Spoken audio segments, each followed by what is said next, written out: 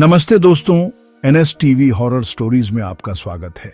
चलिए बढ़ते हैं आज की कहानी की ओर। आयुष बस में बैठा था और सोच रहा था कि पहाड़ कैसा होगा। आयुष जो 15 साल का था, पिछले 3 साल से चंडीगढ़ में रह रहा था। पहले भी वह कभी हिमाचल की खूबसूरत वादियों में नहीं गया था, लेकिन उसका सपना हिमाचल देखने का था। ढेर सारे स्नैक्स बॉक्स से खाना खाते हुए और अंतहीन खेलते हुए पूरा दिन बीत गया था। वे धीरे धीरे पहुंचने ही वाले थे कि अचानक पता नहीं कैसे उनकी बस, जो कुछ समय पहले एकदम ठीक चल रही थी, उसमें से धुआं निकलने लगा। रात बहुत हो चुकी थी और बच्चे भी साथ में थे, इसलिए सभी टीचरों ने तय किया कि वे पास के एक होटल में रुकेंगे और सुबह में मैकेनिक को बुलाकर बस ठीक करवाकर शिमला के लिए वहीं से निकलेंगे। सभी लोग पास के एक होटल तक पहुंचे।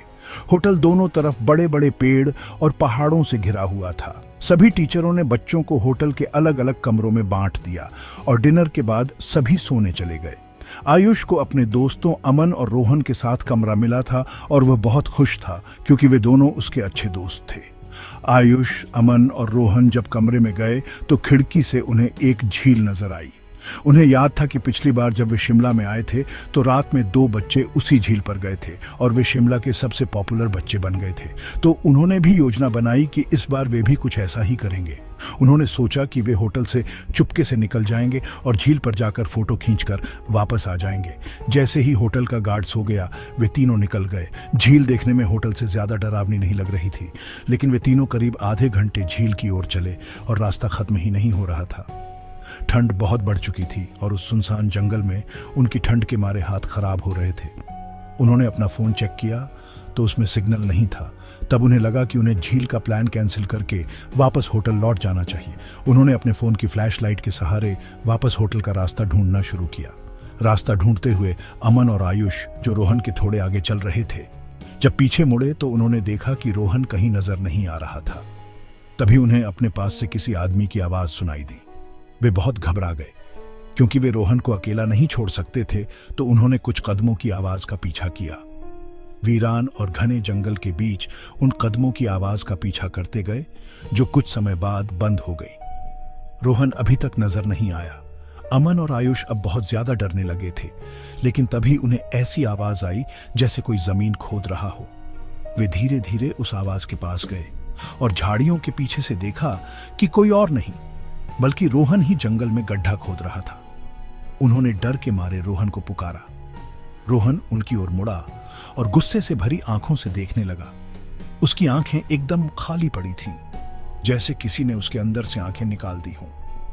अमन रोहन के पास गया और उसने रोहन के कंधे पर हाथ रखकर उसे पूछा कि उसे क्या हुआ है। लेकिन जैसे ही अमन ने रोहन के कंधे पर हाथ रखा, रोहन अमन पर चिल्ला उठा और उसे जोर से धक्का दे दिया। अमन गिरकर चिल्लाया। रोहन के अंदर कोई अजीब सी शक्ति आ गई थी। आयुष घबराकर अमन के पास गया। रोहन अब आयुष की ओर बढ़ने लगा, पर जैसे ही आयुष के पास आया, रोहन को अजीब से दौरे पड़ने लगे और वह बेहोश हो गया।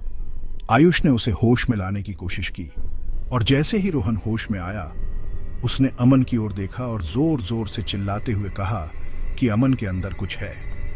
तभी आयुष ने देखा कि अमन सिर झुकाए नीचे बैठा था। उसने अचानक सिर उठाया और उसकी आंखें भी बिल्कुल खाली पड़ी थीं। इससे पहले कि आयुष और रोहन कुछ कर पाते, अमन, जो कुछ देर पहले तक चुप था, उठकर जंगल के अंदर भागने लगा।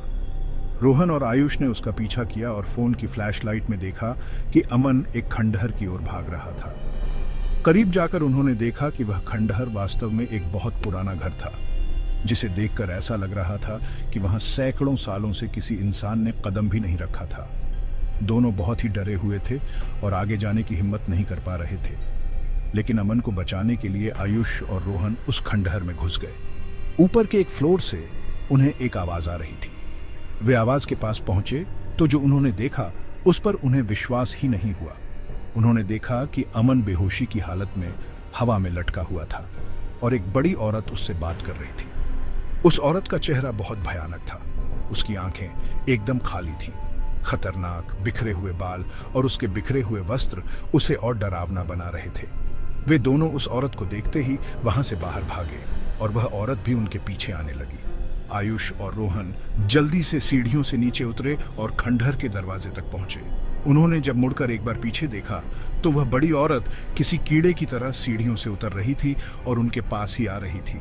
वे किसी तरह वहां से निकलकर जंगल की ओर भागे और तेजी से भागते गए। भागते भागते उन्हें पता नहीं चला कि कब वे उस झील के पास आ गए थे जहां से वे होटल के बाहर निकले थे। रोहन और आयुष दोनों भागते भागते झील के अंदर गिर पड़े और डूबने लगे।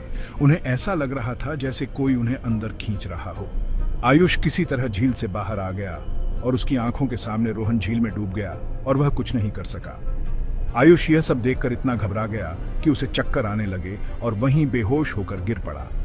जब आयुष ने सुबह आंखें खोली तो वह उसी होटल के कमरे में था। वह भागकर बाहर गया। बाहर बहुत सन्नाटा था और जमीन पर सफेद चादर में ढकी रोहन और अमन की लाश पड़ी थी। पुलिस ने इसे मर्डर का केस मान लिया था, पर आसपास के लोगों ने बताया कि कई साल पहले उस जंगल में एक बड़ी औरत रहती थी। उसका एक घर वहीं था। सभी से अलग वह औरत चैन से रहती थी।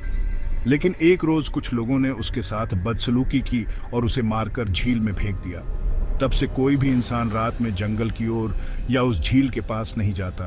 कहते हैं कि उस बड़ी औरत की आत्मा अब भी वहीं अपने शरीर के लिए भटकती है। काश ये बात इन तीनों दोस्तों को पता होती तो शायद आज आयुष के साथ साथ रोहन और अमन भी जिंदा होते।